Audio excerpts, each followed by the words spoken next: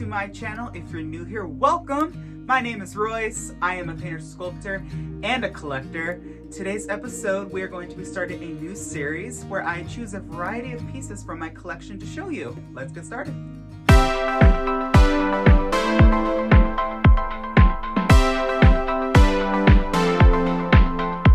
have chosen so many fun pieces here, from garden statues to puppets to, of course, some Disney collectibles. Let's start over here with this guy.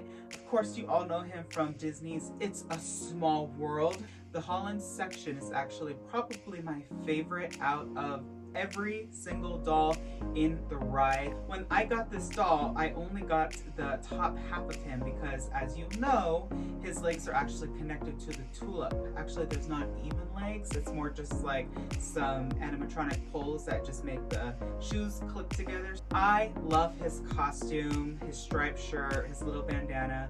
I love his golden yarn hair and his cute little hat. He is such a treasure in my collection. I actually have the girl as well. If you haven't seen that video, I will link it below.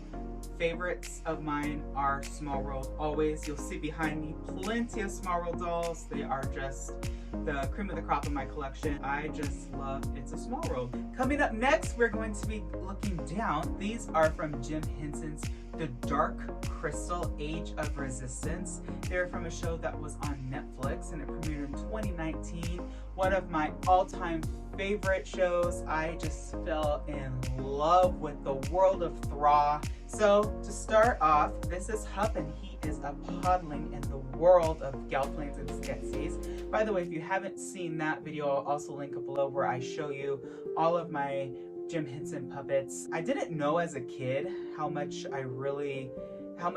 Disney and a lot of the kid platforms really relied on puppetry when we were growing up in like the 90s. It's such a beautiful craft and it really brings the character to life. I'm so glad I grew up in the time I did. I don't really care that much for 3D. I think that there is a place for it, but I love these puppets. And then we also have a cute little fizz gig over here, and he's just like a rolling ball of fluff and attitude. He is so cute. I love these puppets. And of course, Hup would not be complete without his spoon, which he thinks is a sword. This costume was incredibly fun to create. I had a ball sewing, aging, destroying, distressing every piece. You know, they're not Disney, but they are truly magical. Up next, we're going to be looking at this cute little seahorse. You may think he is familiar. This is an actual prop from Ariel's Undersea Adventure at Disney's California Adventure and at the Magic Kingdom in Florida. This is a spare cast, and there were some issues with it, so he was cast out of the ride, and I think that, you know what, he might have some issues, but he's perfect for me. I love this little guy.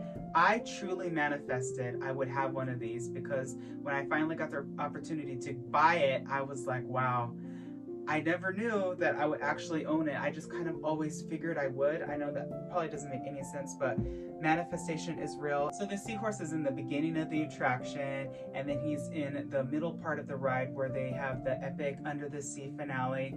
Up next, we have a very special girl.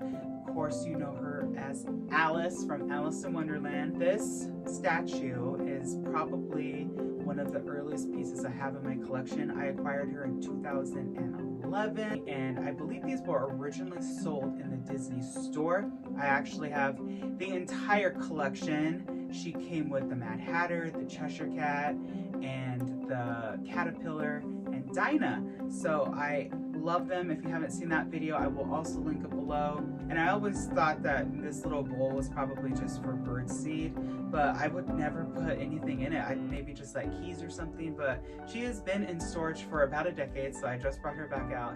It just made me fall in love with her all over again. I just love Alice in Wonderland, such a treasure. And these are so rare. If you find these online, first of all, you won't find the painted version. You will just find the resin cast, and they are so expensive. So if you can find yourself an Alice, get her. Last but certainly not least on the table is going to be a pirate.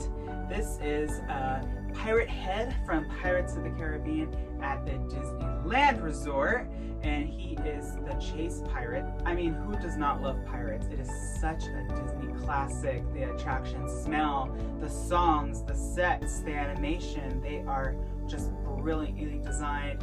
I also wanted to show everybody this drawing. I had this framed. I actually sketched this when I got into audio animatronics figure finishing department at Disneyland, and it's a sketch of Walt, and you'll see him with 2 sorcerer Mickeys. And when I got hired on, there was a transition between this logo and that one, and now there's actually a newer one. It's very, very sentimental to me because I drew it, and I remember the excitement drawing this and how I was looking forward to my future and what I would work on, and just I was so full of joy, and this really encapsulates that moment in time for me. Well everyone, that's all the time we have for today. If you liked this content, please give it a thumbs up, and do not forget to hit that subscribe button and ring that bell icon. That way you're notified whenever I upload a new video.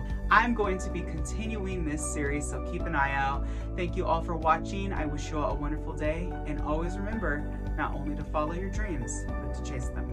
Later, dreamers.